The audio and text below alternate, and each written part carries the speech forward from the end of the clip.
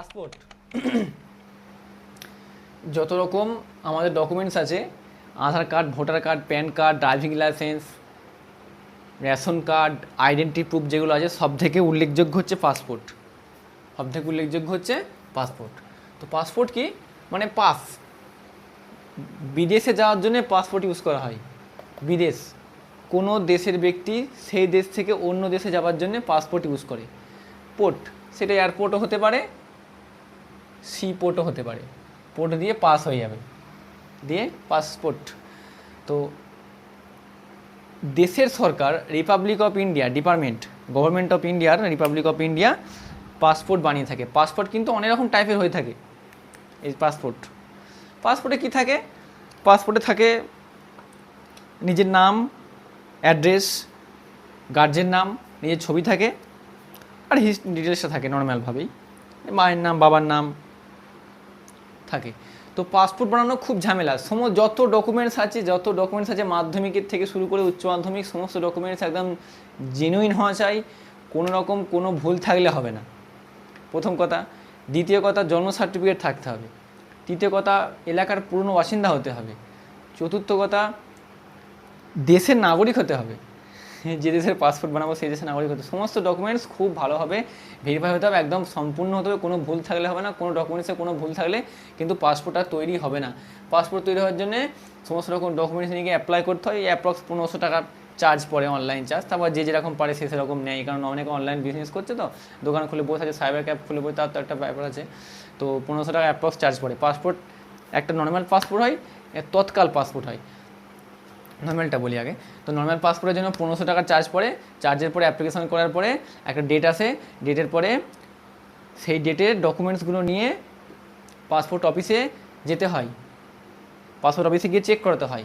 এখন ওটা মানে পাসপোর্ট অফিসের চাপের জন্য এখন কিছু কিছু এলাকার পোস্ট অফিসে করে দিয়েছে, বড় বড় পোস্ট অফিস, যেমন হেড পোস্ট অফিস, সেই সব এলাকার পোস্ট অফিসে চেকিং হচ্ছে। তো সেখানে documents, Aadhaar card, voter card, school certificate, identity proof সমস্ত কিছু চেক করার পরে লাস্টে এক জায়গায় ফটো তুলবে। ফটো তোলার পরে সমস্ত কিছু জানার পরে বায়োমেট্রিক নেবে, চোখের রেটিনা নেবে, বায়োমেট্রিক নেবে, ফটো তুলবে, সমস্ত কিছু ভেরিফাই হবে, A to Z all verify হবে। ভেরিফাই হওয়ার পরে তাকে ছেড়ে দেওয়া হবে। ছেড়ে দেওয়ার পরে কী হবে? পুলিশ ভেরিফিকেশান হবে। পুলিশ ভেরিফিকেশান সমস্ত কিছু হয়ে যাওয়ার পরে থানাতে ফোন করে দেওয়া হবে, না আমরা অফিস থেকে ফোন করে দেওয়া হবে যে এই মানুষটার নামে পাসপোর্ট তৈরি হচ্ছে, অমুক নমুক নাম, তো এনার সম্বন্ধে কোনো ক্রাইম আছে কি দেখে নাও। তখন থানা, ডিআইবি, ডিস্ট্রিক্ট ইন্টেলিজেন্স ব্রাঞ্চ, পাসপোর্টের জন্য নর্মাল থানা কোনো কাজ করে না, পাসপোর্টের জন্য ডিআইবি কাজ করে। ডিআইবি,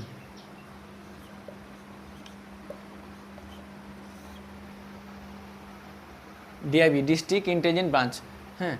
তো ডিস্ট্রিক্ট ইন্টেলিজেন্স ব্যুরো এরকমও বলা হয়ে থাকে। তো এইটা কাজ করে। তখন ওখানে গিয়ে ভেরিফাই করে আসতে হবে যে আমার নামে কোনো ক্রাইম নেই, আমি কোনো কিছু করিনি।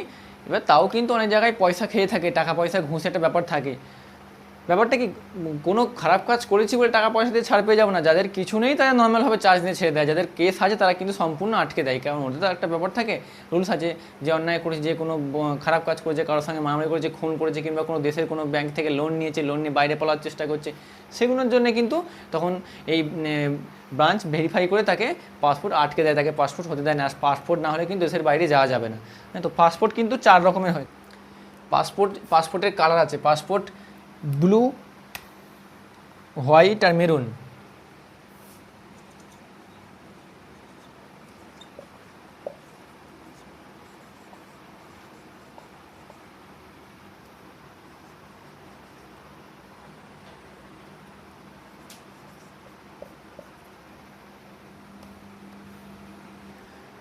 ব্লু পাসপোর্ট হচ্ছে রেগুলার পাসপোর্ট, রেগুলার।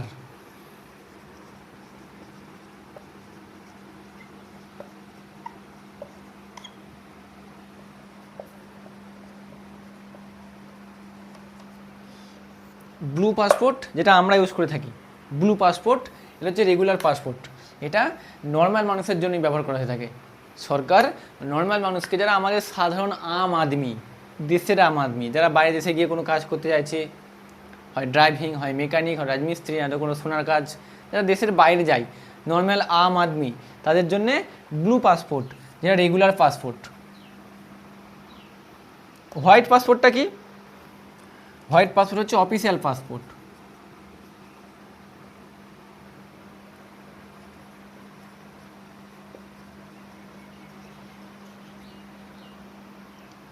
হচ্ছে অফিসিয়াল পাসপোর্ট, যেটা গভর্নমেন্টের কোনো স্টাফ, গভর্নমেন্ট সেক্টরের কোনো স্টাফ দেশের বাইরে গিয়ে, রাজদূত যেমন দেশের বাইরে গিয়ে গভর্নমেন্ট সেক্টর, ইনকাম ট্যাক্স ডিপার্টমেন্টের কোনো লোক, ডিফেন্সের কোনো সেক্টর থেকে কোনো লোক, রেল সেক্টরের কোনো লোক, হয়তো রেলের কোনো টেকনোলজি বাইরে আনতে যাবে, সবার তো সব কিছু নেই, সেরকম গভর্নমেন্ট সেক্টরের কোনো অফিসার আউট অফ কান্ট্রি যাওয়ার জন্য, আউট অফ ইন্ডিয়া যাওয়ার জন্য যে সমস্ত পাসপোর্ট ইউজ করে সেগুলো হচ্ছে হোয়াইট পাসপোর্ট।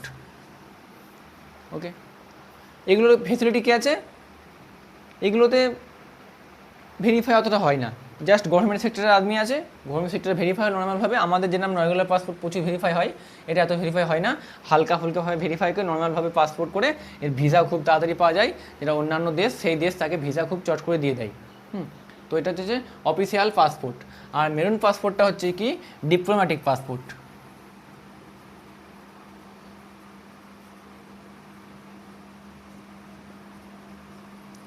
ডিপ্লোম্যাটিক পাসপোর্ট কি?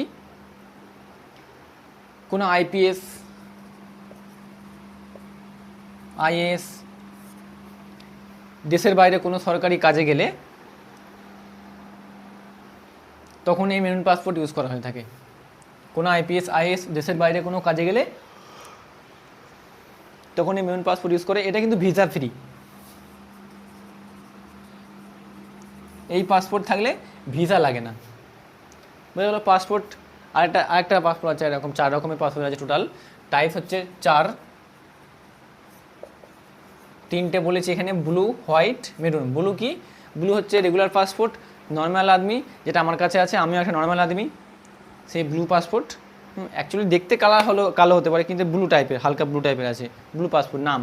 White passport official passport, government of India sector থেকে যেগুলো ইস্যু করা হয়, গভর্নমেন্ট সেক্টর থেকে কোনো গভর্নমেন্টের কোনো স্টাফ বাইরে যাওয়ার জন্য। হ্যাঁ, আর মেরুন পাসপোর্ট হচ্ছে কি ডিপ্লোম্যাটিক কোনো পাসপোর্ট, যেরকম আইপিএস আইএস এরকম কোনো বড় বড় আধিকারিক যারা আছে, আধিকারিক, তো সেই সেক্টর থেকে যারা বাইরে যায় কোনো দেশের বাইরে, তাদের অফিসিয়াল কোনো কাজের জন্য, সরকারি কোনো কাজের জন্য, সেই সমস্ত কাজের জন্য এই মেরুন পাসপোর্ট ইউজ করা হয়। এটা ভিসা ফ্রি পাসপোর্ট। ওকে, বোঝা গেল? আর একটা হচ্ছে black passport. Black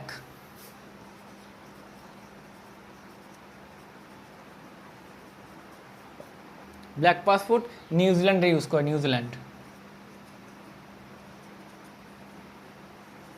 black passport নিউজিল্যান্ডে মানুষ ইউজ করে, নিউজিল্যান্ডে ব্ল্যাক পাসপোর্ট ইউজ করা হয়। ওকে, পাসপোর্ট সম্বন্ধে মোটামুটি ধারণা দেওয়া হয়ে গেল। এবার পাসপোর্টের ঘটনাটা বলি, আসল ঘটনা। পাসপোর্ট তো হচ্ছে যে আমাদের দেশ থেকে কোনো মানুষ, দেশের বাইরে যাওয়ার জন্যে জাস্ট ভারতীয় সরকার, সেই দেশের সরকারের কাছ থেকে অনুমতি পেল যে হ্যাঁ আমি বাইরে যাব, ঠিক আছে। কিন্তু যে দেশে যাব সেই দেশের সরকারকে অনুমতি নিতে হবে যে মে আই কামিং স্যার। তখন সেই দেশের সরকার ভেরিফাই করে দেখবে, সেটা 15 দিন আগে অ্যাপ্লাই করতে, 15 দিন পরে তারা রিপ্লাই দেয়, তারা তখন বলে ইয়েস ইউ ক্যান কাম।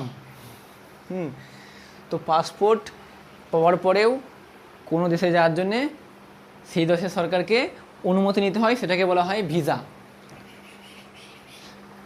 আমাদের ভারতের পাসপোর্ট হচ্ছে ইন্ডিয়ান পাসপোর্ট যেটা আছে আমাদের, লাগভাগ 59টা দেশে ভিসা ফ্রি যাওয়া যায়, মানে 59টা দেশে ফ্রি ভিসাতে যেতে পারবো। যেমন নেপাল,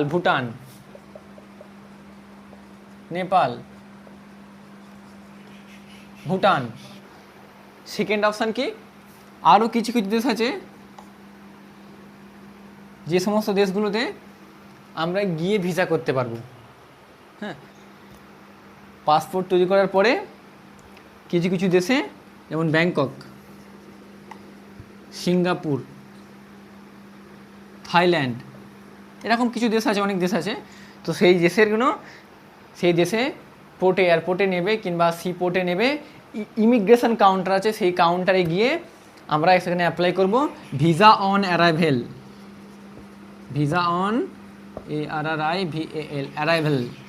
তো এই দেশের সরকার কি বলছে যে আমাদের যে নেপাল ভুটান এরা ফ্রিতে যেতে দেয়, ফ্রি অফ ভিসাতে যেতে দেয়, কোনো ভিসা লাগে না, জাস্ট পাসপোর্ট থাকলেই চলে যেতে পারবো। সেরকম এই দেশগুলো বলছে কি যে আমরা কিন্তু ফ্রি ভিসা দিতে পারবো না, কিন্তু আমরা ভিসা অন অ্যারাইভেল দেবো। আপনার দেশের লোক আমাদের দেশে এলে আসার সঙ্গে সঙ্গে 1 ঘন্টার মধ্যে পাসপোর্ট বানিয়ে দেবো। সেটা ইমিগ্রেশন কাউন্টারে গিয়ে সেই দেশের মানুষ, যে দেশে যাবে সেই দেশের মানুষ পাসপোর্টটা দেখালে, সমস্ত ডকুমেন্টস দিলে সঙ্গে সঙ্গে 1 ঘন্টার মধ্যে তাকে সেই দেশের ভিসা দিয়ে দেবে। একটা নির্দিষ্ট ডেট থাকে, ভিসার যতদিন ডেট থাকবে, হয়তো 15 দিন ডেট আছে, আমি অ্যাপ্রক্স বলছি 15 দিন ডেট আছে, সেই 15 দিনের মধ্যেই কিন্তু সেই দেশকে ছেড়ে দিয়ে চলে আসতে হবে। যে দেশ থেকে যাওয়া হবে সেই দেশের নাগরিককে, আমি এখান থেকে হয়তো সিঙ্গাপুর গেছি, 1 মাসের ভিসা নিয়ে গেছি 30 দিন, আমাকে কিন্তু 29 দিনের মধ্যে কমপ্লিট করে 30 দিনের মধ্যে আউট হয়ে আসতে হবে, নাহলে কিন্তু আমাকে ফাইন করে দেবে। কিছু কিছু প্রপার রিজনে ওরা ছাড় দেয়, হয়তো প্লেন চলে গেছে, বেরিয়ে গেছে, কোনো লেট হয়ে গেছে, আমি কোনো মেডিকেল এমার্জেন্সিতে পড়ে গেছি, হয়তো কোনো অ্যাক্সিডেন্ট হয়ে গেছে আমার, আমি কোনো হসপিটালে ভর্তি আছি, ওখানে ইনজিওর হয়ে গেছি, তখন সেগুলো ছাড় দেয়। কিন্তু ইন কেস আমি কোনো ক্যাজুয়ালভাবে ইচ্ছা করে যাইনি, পড়ে আছি, ঘুরে বেড়াচ্ছি মার্কেটে, ইন্টারন্যাশনাল কানুন খুব খতরনাক, বিশাল বড় কেস দিয়ে দেবে, ফাইন তো করবে, উল্টে কেস দিয়ে দেবে। হ্যাঁ, তো সেরকম কি যদি ইনকেস কোনো এমার্জেন্সি কারণে হয়তো লেট হয়ে যায়, সেখানে কিন্তু ফাইন করবে, ছাড় কিন্তু নেই, ফাইন করবে কিন্তু ছেড়ে দেবে, ছাড় দেয় কিন্তু ছেড়ে দেয় না। হ্যাঁ, তো ইনকেস এমার্জেন্সি কেসগুলোতে ওরা ছাড় দেয়, ফাইন করে পরের ফ্লাইটে কিংবা একদিনের জন্য এমার্জেন্সি করে তাকে পরের ফ্লাইটে তুলে দেওয়া হয়। কিন্তু বড় বড় যেন প্রবলেম হয়ে থাকে সেগুলোর জন্য অন্যান্য সেই দেশের রাজদূত সেখানে থাকে, সেখানে গিয়ে তারা একটা মিউচুয়াল ফান্ড করে মিউচুয়াল করে সেটা ক্লিয়ার করে নেয়। কিন্তু কোনো নর্মালভাবে কোনো কারণ ছাড়া যদি আমি সেই দেশে মানে আমার ভিসার ডেট শেষ হওয়ার পরে ঘুরে বেড়াই, আমাকে কিন্তু ইন্টারন্যাশনাল কানুন অনুযায়ী আমাকে কঠিন সাজা দেবে। তো ভিসা শেষ হয়ে যাওয়ার পর সেই দেশের মানুষ অন্য দেশের মানুষ সেই দেশে আর থাকতে পারবে না। বোঝা গেল? পাসপোর্ট কিন্তু এসেছিল 1967 সালে, বহু পুরনো, কিন্তু তখন মনে হয় চাণক্য মৌর্য নামে একটা চাণক্যর সময়, হ্যাঁ 1967 এই সময় কিন্তু পাসপোর্ট প্রথম চালু হয়। 1967 সালে পাসপোর্ট প্রথম তৈরি হয়, মৌর্য শাসনকালে, চাণক্যের সময় থেকে পাসপোর্ট তৈরি হয়ে আছে। পাসপোর্ট বিদেশে যাওয়ার জন্য ব্যবহার করা হয়ে থাকে। পাসপোর্ট 4 রকমের, বলে দিচ্ছি কী কী: ব্লু, হোয়াইট, মেরুন আর ব্ল্যাক। হ্যাঁ, নর্মাল মানুষের জন্যে ব্লু পাসপোর্ট, আম আদমির জন্যে, গভর্নমেন্ট সেক্টরে যারা কাজ করে, গভর্নমেন্টের কোনো জরুরি দরকারের জন্য সেগুলো হোয়াইট পাসপোর্ট, আর মেরুন পাসপোর্ট IPS IAS বড় বড় আধিকারিক যারা থাকে তাদের জন্যে মেরুন পাসপোর্ট ইউজ করা হয়ে থাকে। ঠিক আছে, যার কোনো ভিসা লাগে না। এবার পাসপোর্ট কিন্তু 2 টাইপস হয়ে থাকে। যখন পাসপোর্ট আমরা তৈরি করি, আমি যে পাসপোর্ট দেখালাম, একটা হচ্ছে জেনারেল পাসপোর্ট, একটা তৎকাল পাসপোর্ট।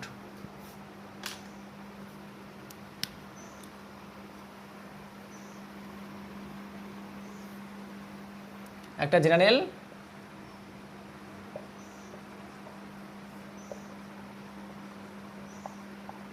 লিখছে না পেন্সিলটা,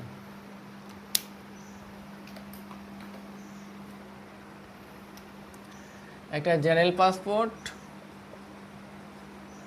একটা TATK তৎকাল পাসপোর্ট। জেনারেল পাসপোর্টের জন্য চার্জ হয় 1500 টাকা, তৎকালের জন্য চার্জ হয় 2500 টাকা মনে হয় সম্ভবত। কালের জন্য চার্জ হয়ে থাকে 3500 টাকা, 3500 টাকা। তৎকাল 7 থেকে 10 দিনের মধ্যে পাওয়া যায়। জেনারেল পাসপোর্ট কমসে কম 25 দিন লাগে, 25 দিন থেকে 30 দিনের মধ্যে পাওয়া যায়। ঠিক আছে, পাসপোর্টের ভ্যালিডিটি কিন্তু 10 বছর, 10 ইয়ার্স। প্রতি 10 বছর অন্তর পাসপোর্ট রিনিউ করাতে হবে। রিনিউ করানোর সময় আবার সেম সিস্টেম, যে আমি আছে বলে রিনিউ করে নেবো তা নয়, আমাকে সমস্ত কিছু ডকুমেন্টস আবার দিতে হবে, তারা আবার ভেরিফাই করবে, আবার পুলিশ ভেরিফিকেশান হবে, তারপরে আবার আমি পাসপোর্ট পাবো। বুঝা গেল? এবার কেসটা কী হচ্ছে, পাসপোর্ট তো আছে, সব দেশের পাসপোর্ট আছে, কোন দেশের পাসপোর্ট সব থেকে ভ্যালুয়েবল, কোন দেশের পাসপোর্ট সব থেকে ভ্যালু কম। আমাদের ইন্ডিয়া পাসপোর্টে কত নম্বর আছে? পাসপোর্টে 36, 36 থেকে 60টা পেজ থাকে। 36 পেজের পাসপোর্টের জন্য 1500 টাকা খরচা, বেশি 60টা পেজের করতে গেলে 2500 টাকা খরচা পড়বে। পাসপোর্ট, পাওয়ারফুল পাসপোর্ট হচ্ছে সব থেকে জাপান। জাপানের পাসপোর্ট হচ্ছে 1 নম্বর, যত পাসপোর্ট আছে দেশের মধ্যে জাপানের কিন্তু 1 নম্বর। আর আমাদের ইন্ডিয়ান পাসপোর্ট 85 মানে 85 নম্বরে আছে ইন্ডিয়া, 85 নম্বরে আছে আমাদের ইন্ডিয়া। 59টা দেশে অ্যাপ্রক্স নো ভিসা যাওয়া যাবে, আর জাপান 191খানা দেশে নো ভিসা যেতে পারবে। জাপানের পাসপোর্ট 1 নম্বরে, ইন্ডিয়া 85 নম্বরে আছে। তো মোটামুটি পাসপোর্ট সম্বন্ধে আইডিয়া হয়ে গেল।